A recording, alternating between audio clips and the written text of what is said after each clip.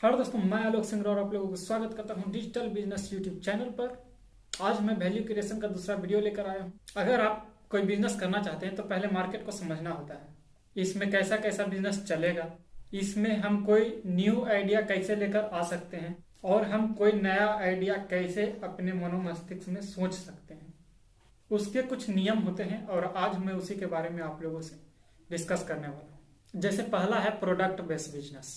अगर आप product based business market में चलाना चाहते हैं तो आपको एक प्रोडक्ट बनाना होता है जिसको कि मार्केट में डिमांड हो और जनता उसे खरीदना चाहते हैं। आपको उस सामान को कम से कम कीमत पर बनाकर तैयार करना होता है और गुणवत्ता ऐसी रहे कि लोग उससे सेटिस्फाई हो जाएं।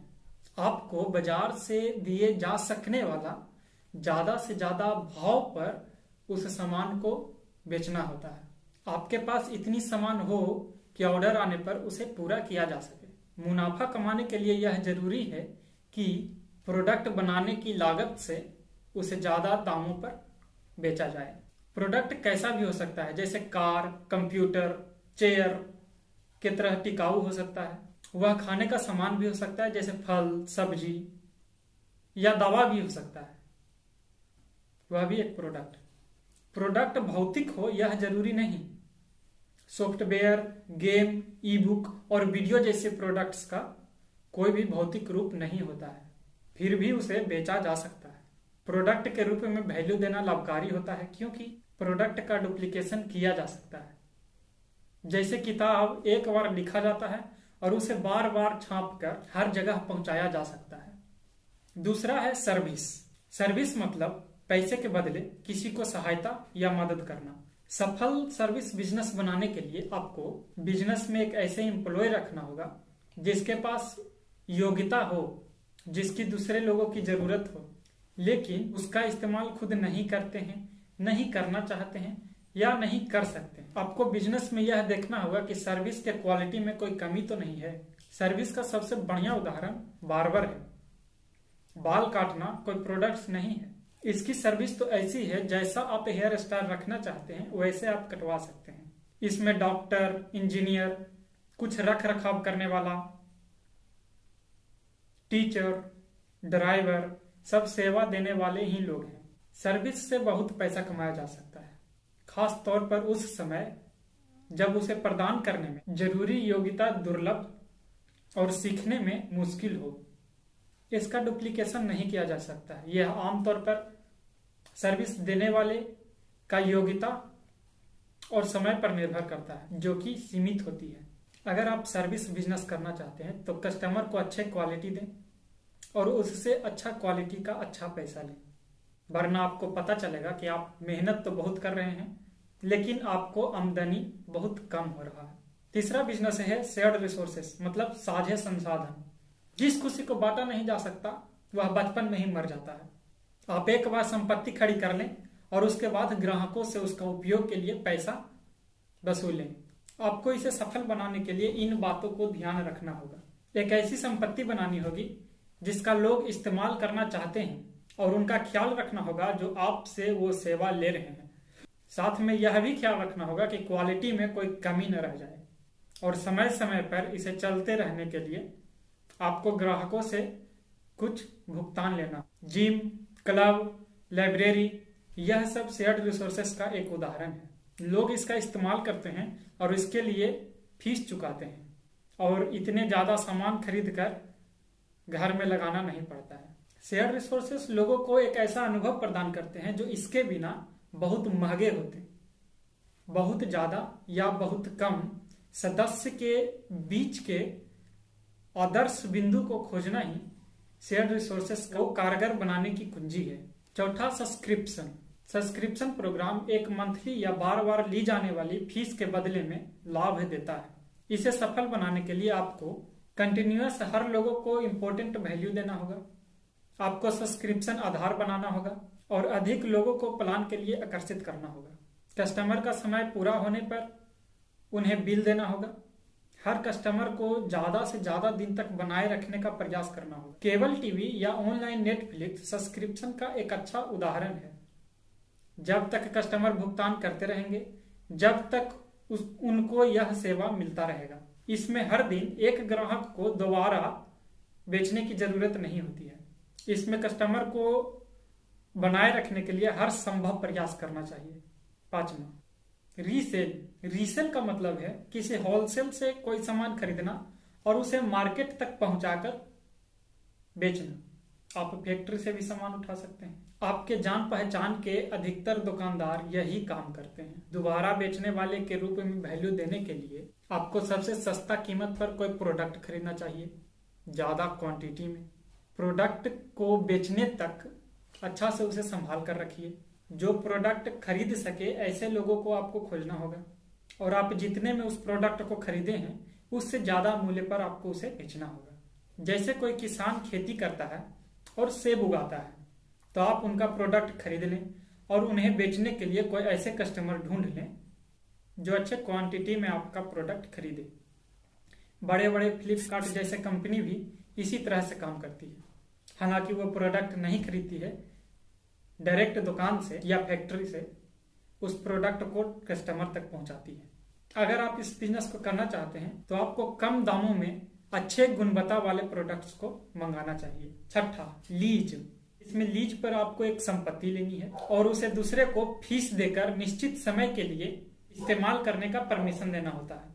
लीज के जरिए मूल्य प्रदान करने के लिए आपको एक ऐसे संपत्ति खोजना होगा जिसका कि लोग इस्तेमाल करना चाहते हैं। आपको फीस देने वाले किसी कस्टमर को वह संपत्ति अच्छी शर्त पर देनी होगी और आपको उस संपत्ति का रक्षा करना होगा। लीज पर कस्टमर को संपत्ति लेने में यह लाभ होता है कि उसे उस प्रोडक्ट को खरीदना नहीं पड़ता है।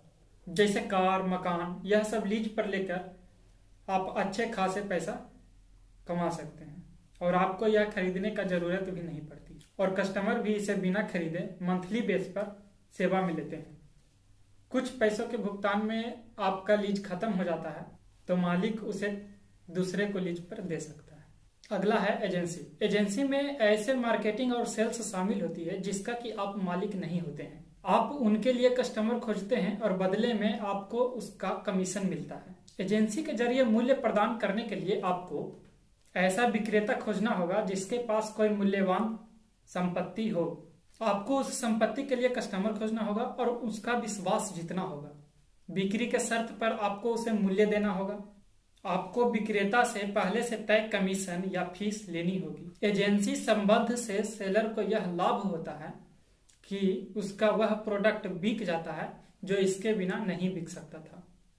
जैसे किसी लेखक के पास एक किताब लिखने का आइडिया है और वह प्रकाशन स्तर पर किसी को नहीं पहचानता है। अगर यह ऐसे एजेंट को पकड़ते हैं जो कुछ कमीशन या फीस लेकर सब कुछ कर सकता है तो उनकी किताब छाप कर मार्केट में जाने के लिए तैयार हो सकती है।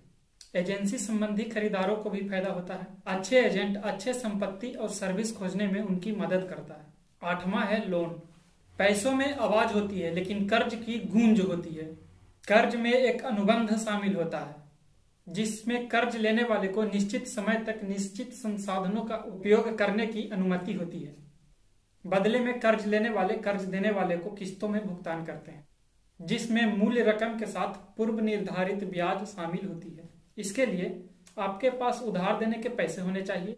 आपको ऐसे लोगों को खोजना होगा जो पैसे उधार लेना चाहते हो। आपको एक ब्याज दर तय करनी होगी जिससे उस कर्ज पर आपको तय मुनाफा दे। सही से इस्तेमाल करने पर कर्ज लोगों के लिए लाभकारी होता है। जैसे ऑटो चालक के पास अगर ऑटो लेने के लिए पैसे नहीं है तो वह कर्ज लेकर ऑटो खरीदता है और उससे पैसे कमाता है और फिर उसे किस्तों में चुकाता है। एक बार जब कर्ज दे दिया जाता है तो उसे वसूल करने के अलावा और ज्यादा काम कुछ करने की आवश्यकता नहीं होती है। अक्सर गारंटी के तौर पर किसी तरह के संपत्ति को गिरवी रखा जाता है ताकि लोन का पैसा वापस न होने पर उसे सौदे में बेचकर अपना बचा हुआ पैसा वापस हासिल कर सके। फिर है ऑप्शन। ऑप्शन फीस लेकर निश्चित समय के लिए एक ऐसा काम करने की अनुमति देता है जो पहले से तय हो। ज्यादातर लोग ऑप्शन को शेयर बाजार से जोड़कर देखते हैं लेकिन यह आपको बहुत जगह मिल जाए जैसे फंक्शन के टिकट, मूवी का ticket, coupon code, gift card, ये सब ऑप्शन का उदाहरण है। इसमें डेडलाइन से पहले उसे उस टिकट का उपयोग करना होता है। इसमें आपको ऐसे गतिविधि को परखना होगा जो लोग भविष्य में करना चाहते हों। आपको वैसे कस्टमर को उसे यूज करने के लिए निश्चित समय से पहले अधिकार देना होगा। आपको कस्टमर को विश्वास दिलाना होगा कि ऑप्शन की कीमत वाजिब है। आपको एक डेडलाइन तय करनी होगी। ऑप्शन मूल्यवान होता है क्योंकि वो खरीदारों को कोई खास काम करने की अधिकार देता है, लेकिन उसे करने से कोई बंधन नहीं होता है। जैसे आप कोई मूवी का टिकट खरीदते हैं तो उस समय के लिए सीट का मिलने की आपको गारंटी होती है। अगर आप उसमें नहीं जाना चाहते हैं तो नहीं जा सकते हैं। फिर है इंश्योरेंस।